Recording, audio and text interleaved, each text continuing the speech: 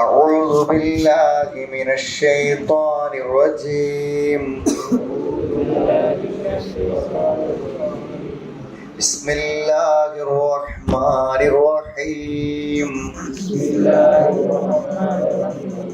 وليست التوبة للذين يعملون السيئات إذا حضر أحدهم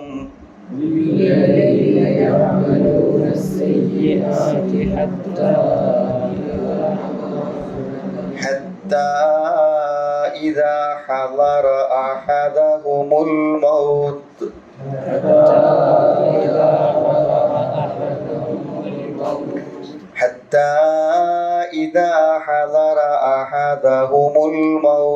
قال إني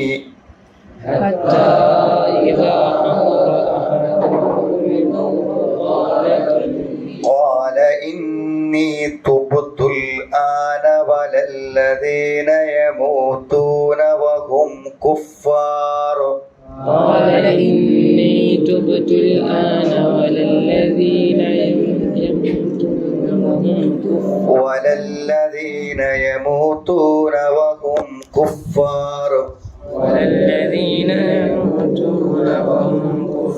أولئك أعتدنا لهم عذابا أليما.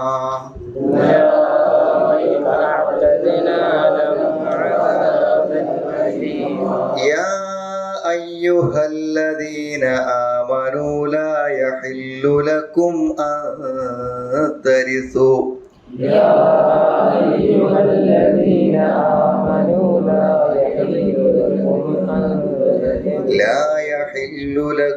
أن ترثوا النساء كرها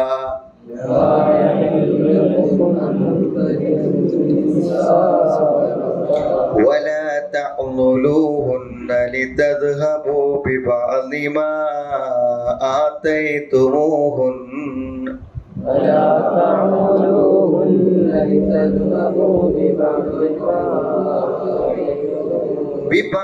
ما آتيتموهن إلا أن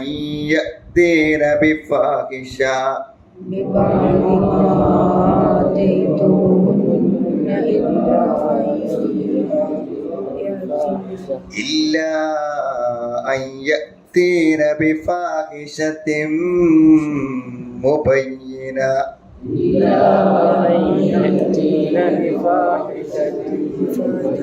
وعاشروهن بالمعروف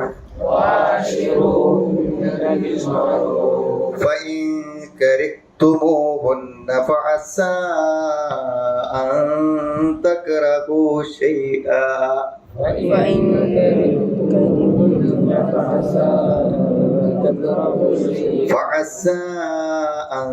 تكرهوا شيئا ويجعل الله فيه خيرا كثيرا.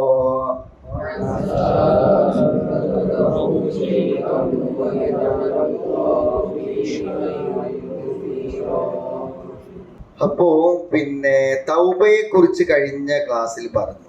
അപ്പൊ നിങ്ങൾ അതിൽ ശ്രദ്ധിച്ചിട്ടുണ്ടായിരിക്കും. ലില്ലദീന യഅ്മലൂന സൂഅ ബിജഹാലത്തിൻ കഴിഞ്ഞ ക്ലാസ്സിൽ നമ്മൾ പഠിച്ചതാണ്. അതായത് തൗബ ആർക്കാണ് ഉണ്ടാവുക എന്നാ പറയണത്. അത് തിന്മകൾ പ്രവർത്തിച്ച് എങ്ങനെ ബിജഹാലത്തിൻ അറിവില്ലാതെ. അപ്പൊ അറിവില്ലാതെ തിന്മ പ്രവർത്തിക്കുക എന്ന് പറഞ്ഞാൽ കഴിഞ്ഞ ക്ലാസ്സിൽ വിശദീകരിച്ചു, തെറ്റാണെന്ന് അറിയാതെയല്ല പ്രവർത്തിക്കുന്നത്. തെറ്റാണെന്ന് അറിയാം, പക്ഷേ പക്ഷേ അത് ചെയ്താലുണ്ടാകുന്ന പ്രത്യാഘാതങ്ങളെ കുറിച്ച് അത്രമാത്രം അറിയില്ല, അല്ലെങ്കിൽ മതപരമായി അത് എത്രമാത്രം പ്രശ്നമുണ്ടാക്കുന്നതാണെന്ന് അയാൾക്ക് അറിയില്ല, അല്ലെങ്കിൽ അത് ചെയ്യുന്ന സമയത്ത് അത് ചെയ്യുന്നതിൽ നിന്നും പിന്തിരിയുവാനുള്ള ഒരു പ്രേരണയോ ഒരു പ്രചോദനമോ ശക്തിയോ അയാൾക്ക് ഇല്ലാതെ പോയി. ഇങ്ങനെയൊക്കെ സംഭവിക്കുന്നതാണ്. അതുകൊണ്ടാണ് നമ്മൾ നേരത്തെ തഫ്സീറിൽ വായിച്ചത്, ഒരാൾ തെറ്റു ചെയ്യുന്നുണ്ടെങ്കിൽ അതിൽ ജഹാലത്തുണ്ട് എന്ന് പറയുന്നത് അതുകൊണ്ടാണ്. പിന്നെ പെട്ടെന്ന് തന്നെ പശ്ചാത്തപിക്കുകയും ചെയ്യുന്ന ആളുകൾക്ക് അവർക്കാണ് അള്ളാഹു തൗബ നൽകുന്നത് എന്ന് പറഞ്ഞു. ഇനി അതിൻ്റെ തൊട്ടടുത്ത അതിനോടനുബന്ധമായ ഒരു കാര്യം തന്നെയാണ് 18-ാമത്തെ ആയത്ത്, വലൈസത്തി തൗബത്തു ലില്ലദീന യഅ്മലൂന സയ്യിആത്ത്. വലൈസത്തി തൗബത്തു, തൗബയല്ല, ലില്ലദീന യഅ്മലൂന സയ്യിആത്ത്, തിന്മ പ്രവർത്തിക്കുന്നവർക്കുള്ളതല്ല. എന്താണ് തിന്മ പ്രവർത്തിക്കുന്നതല്ല തൗബ എന്നല്ല, അടുത്തത് വരുമ്പോൾ വ്യക്തമാകും. ഇവിടെ സയ്യിആത്ത് കൊണ്ട് ഉദ്ദേശിക്കുന്നത് യഥാർത്ഥത്തിൽ എന്താണ്? സയ്യിആത്ത് കൊണ്ട് ഉദ്ദേശിക്കുന്നത് ചെറുദോഷങ്ങളാണെന്നാണ് പറയുന്നത്. വൻ ദോഷങ്ങളല്ല, ചെറിയ ദോഷങ്ങൾ പ്രവർത്തിക്കുന്ന ആളുകൾ. എന്നിട്ടോ ഹത്താ ഇദാ ഹദറ അഹദഹുമുൽ മൗതു ഖാല ഇന്നി തുബ്തുൽ ആൻ. അവൻ തെറ്റിങ്ങനെ പ്രവർത്തിച്ചു കൊണ്ടിരിക്കുന്നു. ഒരു തെറ്റ് പ്രവർത്തിച്ചു കൊണ്ടിരുന്നിട്ട് അവസാനം എന്ത് ചെയ്യും? ആ തെറ്റിൽ തന്നെ ജീവിച്ച് തുടർന്നു പോകും. ഏതുവരെ? മരിക്കുന്നത് വരെ അങ്ങനെ പോകും. എന്നിട്ട് ഹത്താ ഇദാ ഹദറ അഹദഹുമുൽ മൗത്, അവരിൽ ഒരാൾക്ക് മരണം ആസന്നമായാൽ ഖാല, അവൻ പറയും ഇന്നി തുബ്തുൽ ആന, ഞാനിപ്പോൾ പശ്ചാത്തപിച്ചിരിക്കുന്നു എന്നവൻ പറയും. അപ്പൊ അവർക്ക് തൗബല്ല. എന്താണ് തൗബ? രണ്ടവസ്ഥയിൽ സംഭവിക്കും. ഒന്ന് ഇഖ്തിറാറിന്റെ അവസ്ഥ എന്ന് പറയും, മറ്റൊന്ന് ഇഖ്തിയാറിന്റെ അവസ്ഥ എന്ന് പറയും. ഇഖ്തിയാറിന്റെ അവസ്ഥയിലുള്ള തൗബയാണ് അള്ളാഹ് സ്വീകരിക്കുക. എന്താ ഇഖ്തിറാർ എന്ന് പറഞ്ഞാല്? ഇഖ്തിറാർ എന്ന് പറഞ്ഞാല് ഫിർഔൻ മുങ്ങിയപ്പോ പറഞ്ഞില്ലേ, അതാണ് ഇഖ്തിറാർ, നിർബന്ധിതാവസ്ഥ. ഇനി എനിക്ക് മടങ്ങല്ലാതെ പറ്റൂല, ഇനി എനിക്ക് മടങ്ങല്ലാതെ പറ്റൂലെന്ന് പൂർണ്ണ ബോധ്യമാകുന്ന സമയത്തുണ്ടാകുന്ന തൗബ, അത് ഇഖ്തിറാറാണ്. അത് അള്ളാഹ് സ്വീകരിക്കൂല എന്നാണ്. അതാണ് മരണം ആസന്നമാകുന്ന സമയത്ത് അവൻ അവിടെ വെച്ചിട്ട് എന്താണ് പറയുന്നത് എന്നുണ്ടാവൂല, ആ തൗബയായി സ്വീകരിക്കൂല. അതുകൊണ്ട് ഹദീസ് പറഞ്ഞ് ഈ ഗർഗറത്തിന്റെ ശബ്ദം മരിക്കണ സമയത്ത് ഇങ്ങനെ ഈ തൊണ്ടയിൽ കഫം കുടുങ്ങിയ പോലെ എന്തുണ്ടായിരിക്കും? ഒരു ശബ്ദം വരും. അപ്പൊ ആ ശബ്ദം വരുന്ന സമയത്ത് ഒരാൾ പശ്ചാത്തപിച്ചിട്ട് ഒരു കാര്യമില്ല. അതിന്റെ മുമ്പ് എന്ന് പറയുമ്പോൾ അതുകൊണ്ട് ഉദ്ദേശിക്കുന്ന ഒരു കാര്യം എന്താന്ന് ചോദിച്ചാൽ, ഒന്ന് വേഗത്തിൽ പശ്ചാത്തപിക്കണം. ഒരു തെറ്റ് ചെയ്താൽ എന്ത് ചെയ്യണം? മൻ ബാദറ ഇലൽ ഇഖ്ലാഇ, ആ തെറ്റുണ്ടായ ഉടനെ തന്നെ അതപ്പം തന്നെ ഇത് മടങ്ങാനുള്ള മനസ്സ്. മറ്റൊന്നെന്താന്ന് ചോദിച്ചാൽ, ഈ തെറ്റ് ഒഴിവാക്കുന്ന സമയത്ത് നമുക്കൊരു വിഷമവും വേദനയും നഷ്ടവും ഒക്കെ ഉണ്ടാവും. അപ്പം ഒഴിവാക്കാക്ക. പിന്നെ ഒഴിവാക്കിയ പ്രശ്നമൊന്നും വരാത്തൊരു സമയം വരുമ്പോ എന്ത് ചെയ്യാ?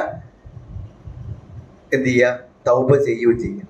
അപ്പോ ഗൾഫിലൊക്കെ നിൽക്കുന്ന സമയത്ത് എന്തെങ്കിലുമൊക്കെ കൃത്രിമത്വം കാണിച്ച് പൈസ ഉണ്ടാക്കാൻ പറ്റും. അപ്പൊ പിന്നെ അങ്ങനെ പോട്ടെ, ഉണ്ടാകട്ടെ. അവിടുന്ന് പോകുന്നതിന് പിന്നെ തൗബ ചെയ്യാ. ഇനിയിപ്പോ അതിനൊന്നും പണിയില്ല, മാർഗമല്ല. പിന്നിപ്പോ എന്ത് ചെയ്യാ? പശ്ചാത്തപിച്ച് നന്നാകാന്ന് വിചാരിക്കും. നമുക്ക് തെറ്റ് ചെയ്യുമ്പോൾ തന്നെ ആ തെറ്റ് ഉപേക്ഷിക്കുന്നതിലൂടെ ചില നഷ്ടങ്ങളും സുഖങ്ങളും നഷ്ടപ്പെടുന്നതും സമ്മതിച്ചുകൊണ്ട്, അത് സഹിച്ചുകൊണ്ട് നമ്മൾ എന്ത് ചെയ്യാണ്? തൗബ ചെയ്യുമ്പോഴാണ് ഉണ്ടാവുക. പിന്നെ ചില ആളുകൾ എന്തായിരിക്കും? മനിസ്തമറ അല ദുലൂബിഹി വഅസറ അല ഉയൂബിഹി, താൻ ചെയ്യുന്ന തെറ്റിൽ ഉറച്ചു നിൽക്കും, തൻ്റെ തകരാറുകളൊക്കെ ന്യായീകരിച്ചുകൊണ്ട് നിൽക്കും. അങ്ങനെ പിന്നെ അവസാനം എന്ത് ചെയ്യും? നിവൃത്തില്ലാത്തൊരു സമയം വരുമ്പോൾ അവൻ പശ്ചാത്തപിക്കുന്ന ഒരവസ്ഥ ഉണ്ടാകും. ഇവർക്കൊന്നുമല്ല തൗബയുള്ളത് എന്നാണ്. കല്ലദി യഅ്മലു സൂ അലാ ഇൽമിൻ താമിൻ വയഖീൻ, നല്ല ഉറപ്പോടെയും അറിവോടെയും തെറ്റ് ചെയ്യും. തഹാവുനിൻ, അതിനെ നിസ്സാരവൽക്കരിച്ചുകൊണ്ടും എന്ത് വിരതലില്ല, അള്ളാഹ് കാണുന്നുള്ളതൊന്നും ഒരു വിഷയാവാത്ത രൂപത്തിൽ തെറ്റ് വരും. ഇങ്ങനെ വരുമ്പോൾ എന്ത് ചെയ്യും? അള്ളാഹു അവന്റെ മുന്നിൽ എന്ത് ചെയ്യും? ആ അനുഗ്രഹത്തിന്റെ വാതിലുകൾ അടക്കും. അവന് തിരിച്ചു വരാനുള്ള അവസരങ്ങൾ എന്ത് ചെയ്യും? ഇല്ലാതാക്കുകയും ചെയ്യുന്നതാണ്.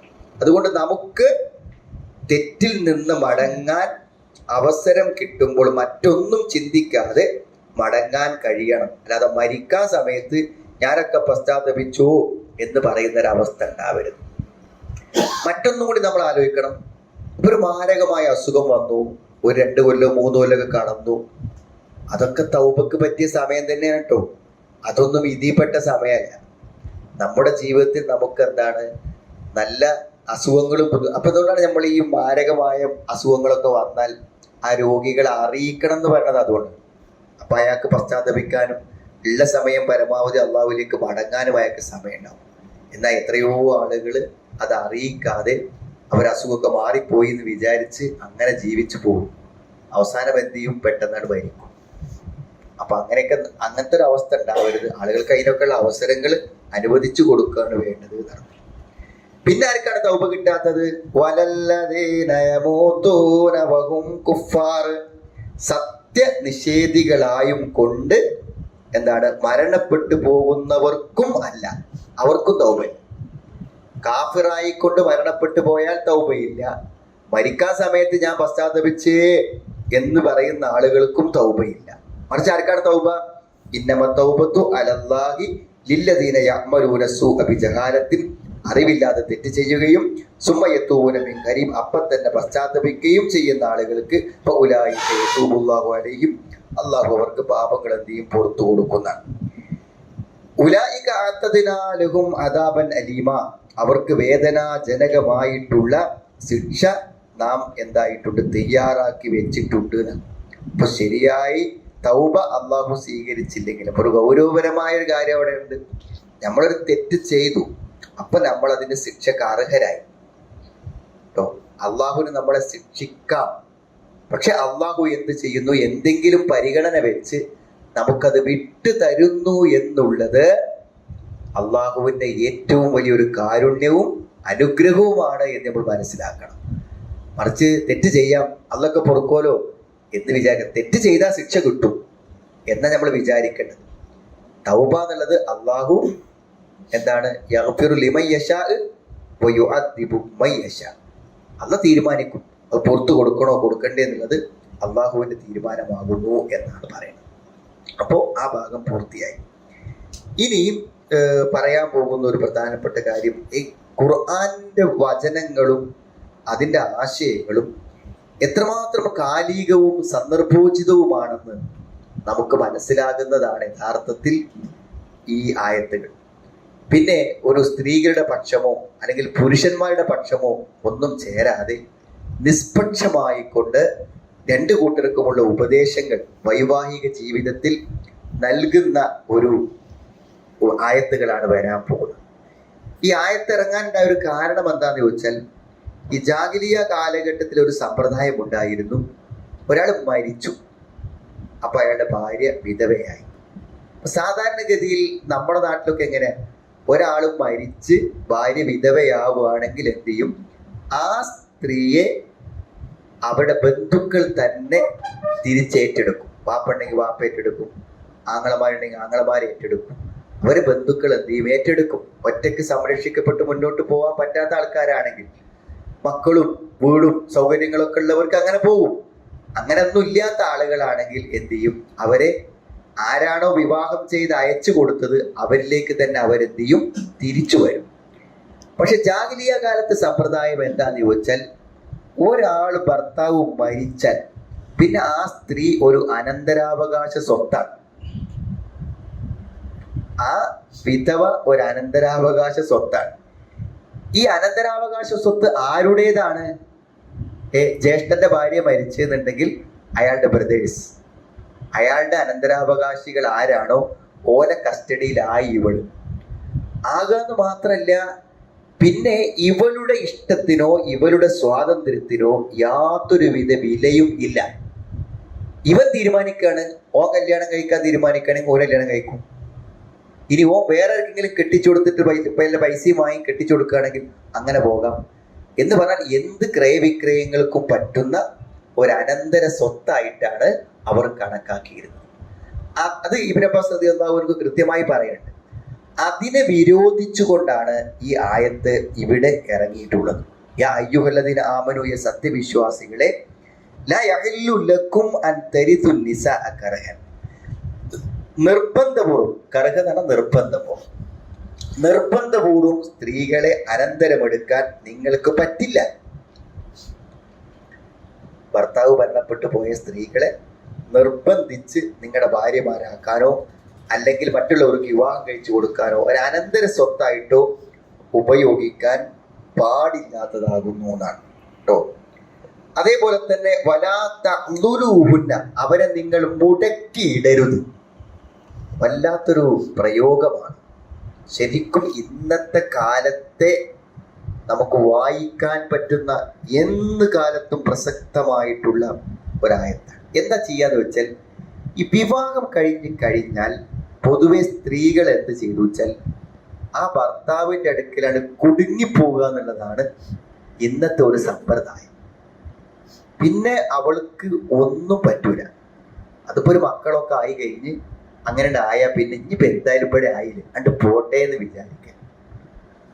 അങ്ങനത്തെ എന്നിട്ട് എന്ത് ചെയ്യാം, ഇവരിനി പോകൂല എന്ന് ഉറപ്പാകുമ്പോ ഓലെന്റെ എട്ടങ്ങാറാക്കുക. ഇനി എന്ത് ഞാൻ ചെയ്താലും ഇവൾക്കൊന്നും കഴിയൂല, അവളെ വീട്ടിൽ പോകാൻ പറ്റൂല, ആര് അങ്ങനെ ബുദ്ധിമുട്ടിച്ച് എടങ്ങാറാക്കുക. ഇതാണ് ഈ തഅ്ദുലൂഹുന്ന എന്ന് പറഞ്ഞാൽ. അപ്പൊ വലാ തഅ്ദുലൂഹുന്ന ലിതദ്ഹബു ബിബഅദി മാ ആതൈതുമുഹുന്ന.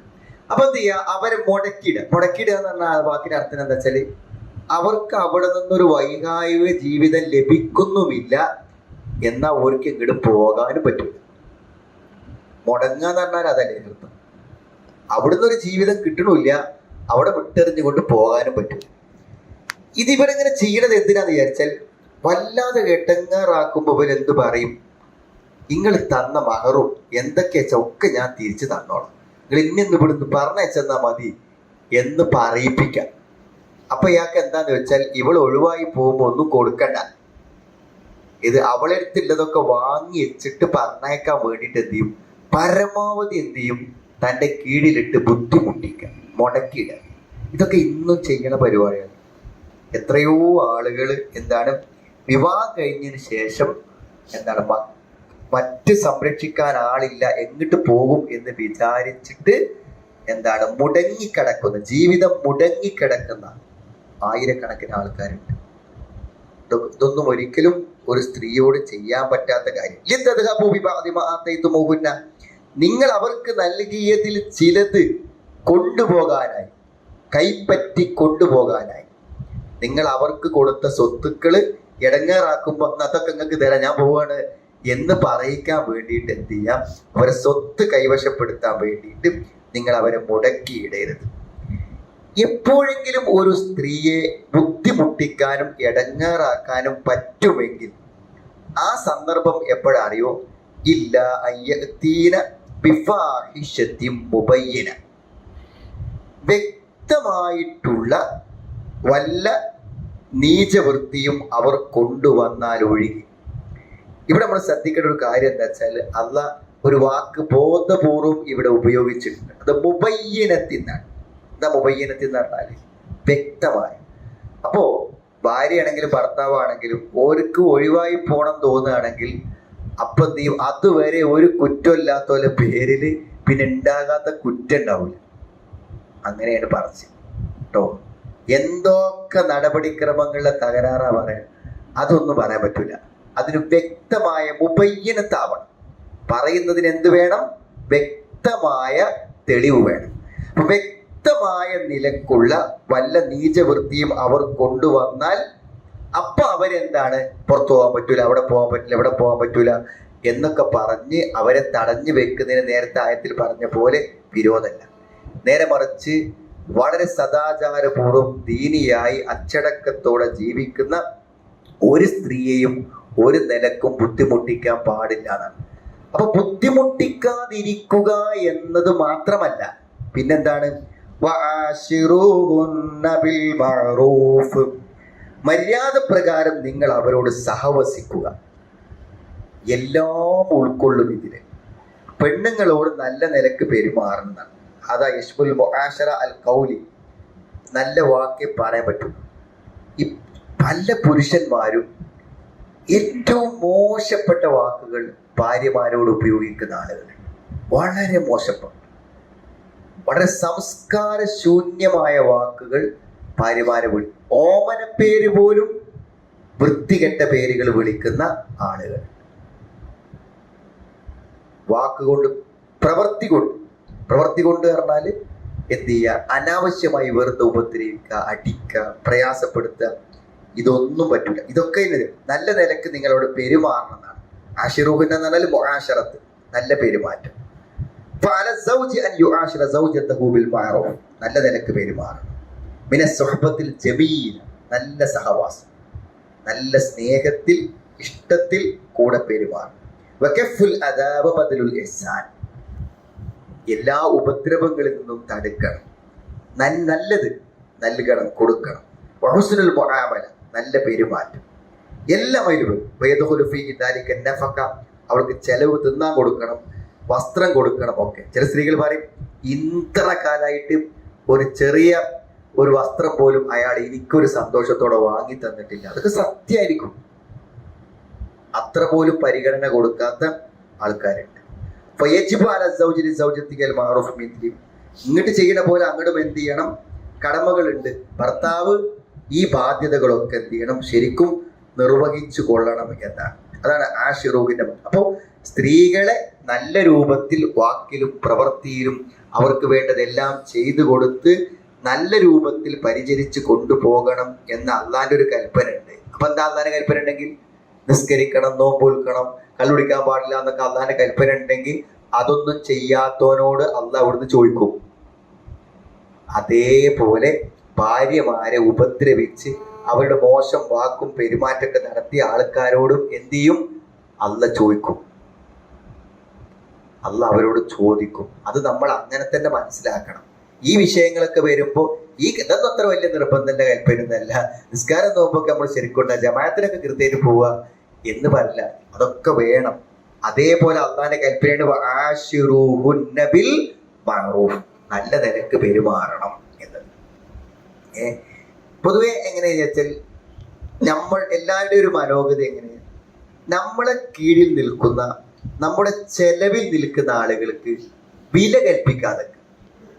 അത് പൊതുവെ ആൾക്കാരുടെ പേര്. നമ്മൾ ഡ്രൈവർ ആണെങ്കിൽ, നമ്മൾ ഹാദ്യമാണെങ്കിൽ ഓൽക്കൊന്നൊരു മനുഷ്യന്മാരെ വില കൽപ്പിക്കും. അതേപോലെ തന്നെയാണ് നമ്മുടെ പൂർണ്ണ സംരക്ഷണത്തിന് ചെലവിൽ നിൽക്കുന്നവളാണെങ്കിൽ അവൾ എന്താണ്, ഒരു ഗതിയില്ലാതെ നമ്മളപ്പോൾ കഴിഞ്ഞുകൊണ്ട ആള് എന്നുള്ള നിലക്ക് എന്ത് ചെയ്യുക, പരിഗണിച്ചിട്ട് ആ നിലക്കുള്ള പ്രയോഗങ്ങൾ, വാക്കുകൾ, സംസാരങ്ങൾ, പെരുമാറ്റങ്ങൾ, ഇതൊക്കെ ചില ആളുകളിൽ നിന്ന് വരും. എന്തപ്പോ ചെയ്യുക, എന്തപ്പോ പറഞ്ഞാൽ എന്താ പ്രശ്നം എന്ന് ചോദിക്കുക. ഇതൊന്നും ഒരു മാന്യതക്ക്. അതുകൊണ്ടാണ് നബി പറഞ്ഞത് ഖിയാറുക്കും ലിസായിക്കും. നിങ്ങൾ മാന്യനാണെന്ന് മനസ്സിലാക്കുക. ഭാര്യനോട് നല്ലക്ക് പെരുമാറുന്നുണ്ടെങ്കിൽ നിങ്ങൾ മാന്യനാണ്, ഭാര്യനോട് നല്ലക്ക് പെരുമാറുന്നില്ലെങ്കിലോ നിങ്ങൾ മാന്യനല്ലാതാണ്. അത് പറയാനുള്ള കാരണം. ഇനിയോ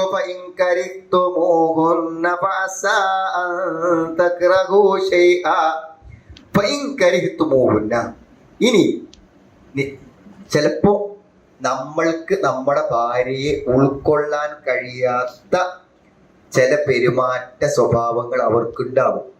നമ്മളെ വീട് നേരെ നോക്കണില്ല, കുട്ടികളെ നേരെ നോക്കണില്ല, അല്ലെങ്കിൽ നമ്മൾ പറഞ്ഞത് അനുസരിക്കണില്ല, അല്ലെങ്കിൽ മറ്റുള്ളവരോട് പെരുമാറുന്നിടത്തും മറ്റുള്ളവരുമായി ബന്ധം പുലർത്തുമ്പോഴും ഇസ്ലാമിക മര്യാദ പാലിക്കുന്നില്ല, അല്ലെങ്കിൽ ഇസ്ലാമികമായ ഡ്രസ്സ് ഇടാൻ തയ്യാറാവുന്നില്ല, അല്ലെങ്കിൽ ചെലവഴിക്കുന്നിടത്ത് സൂക്ഷ്മത കാണിക്കണില്ല. എന്തെങ്കിലും ഒരു പ്രശ്നമില്ലാത്ത പെണ്ണുങ്ങൾ ആരും ഉണ്ടാവില്ല എന്നാണ്. എല്ലാ മനുഷ്യന്മാർക്കും ഉണ്ടാവും ഓരോ പ്രശ്നം. അതേപോലെ തന്നെ ദാമ്പത്യ ജീവിതത്തിൽ എന്തെങ്കിലും ഒരു മൈനസ് ഇല്ലാത്ത ആൾക്കാരുണ്ടാവില്ല. പക്ഷെ നമ്മൾ മനസ്സിലാക്കേണ്ടത്, അങ്ങനെ എന്തെങ്കിലും ഒരു തകരാറ് അവർക്കുണ്ടെങ്കിൽ ആ തകരാറിനെ അതിജീവിക്കുന്ന ഗുണം അവർക്കുണ്ടാകും.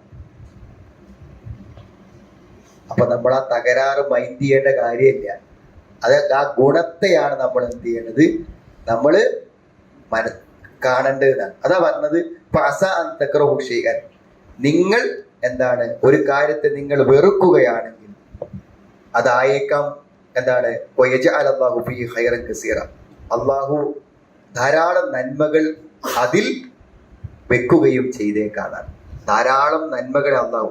അപ്പൊ ഒരു തകരാറിന് പകരം, ഒരു തകരാറ് നമ്മൾ സഹിക്കുന്നതിന് പകരം അവരിൽ നിന്ന് ധാരാളക്കണക്കിന് ഗുണങ്ങൾ അള്ളാഹു നമുക്ക് തരുന്നതാണ്.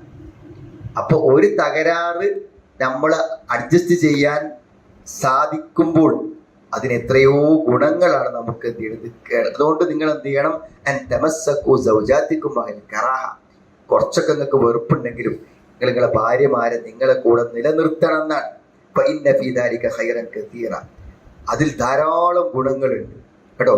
അത് അള്ളാഹുവിന്റെ കൽപ്പന സ്വീകരിക്കലാണ്. അപ്പൊ എന്താ നിർത്തിക്കൊണ്ടോണത്? അള്ള പറഞ്ഞിട്ടുണ്ട് അങ്ങനെ. ചെറിയ തകരാറൊക്കെ ആണെങ്കിൽ അതിനൊന്നും എന്ത് ചെയ്യരുത്, ഒഴിവാക്കാനോ ബുദ്ധിമുട്ടിക്കാനോ നിൽക്കരുത്. അത് നിങ്ങൾ സഹിച്ചു കൊണ്ടുപോകണമെന്ന് ആരെ കൽപ്പന ഉണ്ട്? അള്ളാന്റെ കൽപ്പന ഉണ്ട്. അതിന്റെ നിറവേറ്റലാണ് അത്. അതേപോലെ തന്നെ ഇഹലോകത്തും പരലോകത്തുമുള്ള സൗഭാഗ്യം അതുകൊണ്ട് കിട്ടുന്നതാണ്. ധാരാളം കാര്യങ്ങൾ അതുകൊണ്ടുണ്ട്. നല്ല ചിലപ്പോ നമ്മൾ ഈ ഇതിൽ തന്നെ കൊടുക്കുന്നുണ്ട്. ചിലപ്പോ വീട് പരിപാലിക്കാൻ കഴിയാത്ത ഒരു സ്ത്രീ ആണെങ്കിൽ പക്ഷെ അവൾക്ക് സ്നേഹിക്കാൻ കഴിയുമായിരിക്കും. ഒരു ഭർത്താവ് നിലക്ക് മറ്റൊരു പെണ്ണിനും കൊടുക്കാൻ പറ്റാത്ത സ്നേഹം നൽകാൻ അവൾക്ക് പറ്റുമായിരിക്കും. ചിലപ്പോൾ വീട്ടിലെ ജോലികളിൽ അവൾക്ക് അത്ര കഴിവുകളും താല്പര്യമില്ലെങ്കിൽ എന്താണ്, മക്കളെ ദീനിയായി വളർത്താൻ അവൾക്ക് ഒരുപക്ഷെ മറ്റുള്ളവരെക്കാളും പ്രാപ്തി ഉണ്ടായിരിക്കും. അപ്പൊ ഏതെങ്കിലും ഒരു കാര്യം ഇല്ലെങ്കിൽ മറ്റൊരു കാര്യം അവർക്ക് എന്ത് ചെയ്യും, ചിലപ്പോൾ ശാരീരികമായ ചില അവശതകൾ ഉണ്ടാവാം. അപ്പൊ അതിൽ കുറച്ച് നമ്മൾ വിഷമങ്ങൾ അനുഭവിച്ചാലും അതിന് പകരം അതിനേക്കാളും എത്രയോ വലിയ ഗുണങ്ങൾ അവരിൽ നിന്ന് ലഭിക്കും. പൊതുവെ പുരുഷന്മാര് ഏതൊരു ഭാഗത്താണോ തകരാറുള്ളത് ആ തകരാറുമ്പോ കയറി പിടിച്ച് എനിക്കൊരു ജീവിതം കിട്ടിയില്ല എന്ന് പറയാനാണ് പലരും താല്പര്യപ്പെടുക. ആ ഒരു ധാരണയാണ് ഖുർആൻ തിരുത്തുന്നത്. എന്തെങ്കിലും തകരാറുകൾ ഉണ്ടെങ്കിൽ എന്ത് ചെയ്യണം, അതിന് പകരം കുറെ നന്മകൾ അവരിൽ ഉണ്ടായിരിക്കുമെന്നാണ്. ചിലപ്പോ നല്ല നല്ല മക്കളെ കിട്ടിയത് അവളെ കൊണ്ടായിരിക്കണം. അങ്ങനത്തെ ഒരു മക്കളെ കിട്ടാൻ ഒരുപക്ഷെ അവളല്ലാത്ത ഒരാളെ കൊണ്ട് സാധിച്ചു കൊള്ളണമെന്നില്ല എന്നുള്ളതാണ്. അപ്പൊ പല കാര്യത്തിലും നമുക്ക് വിഷമങ്ങൾ ഉണ്ടെങ്കിലും എന്ത് ചെയ്യണം, അതുകൊണ്ട്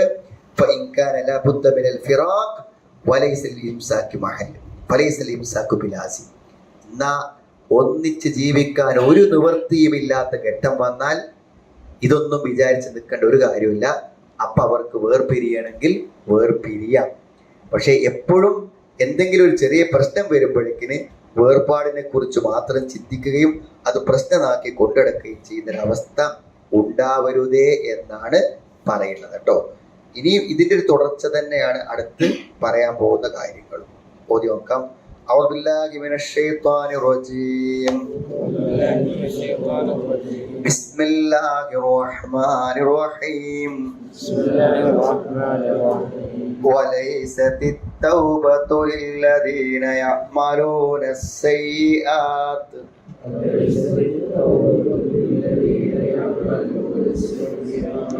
حتى إذا حضر أحدهم الموت قال إني تبت الآن حتى إذا حضر أحدهم الموت قال إني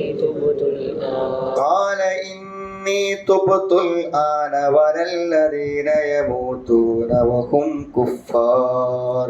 قال إني تبت الآن ولا الذين يموتون وهم كفار. أولئك أعتدنا لهم عذابا أليما. أولئك أعتدنا لهم عذابا أليما. يا أيها الذين آمنوا لا يحل لكم أن ترثوا النساء كرها. يا أيها الذين آمنوا لا يحل لكم أن ترثوا النساء ولا تعضلوهن لتذهبوا ببعض ما آتيتموهن ولا تعضلوهن لتذهبوا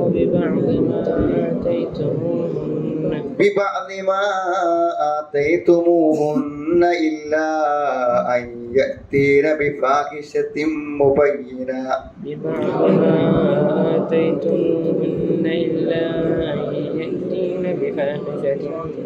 وعاشروهن بالمعروف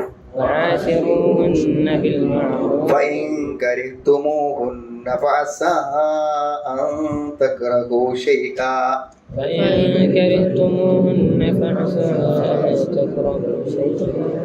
ويجعل الله فيه خيرا كثيرا.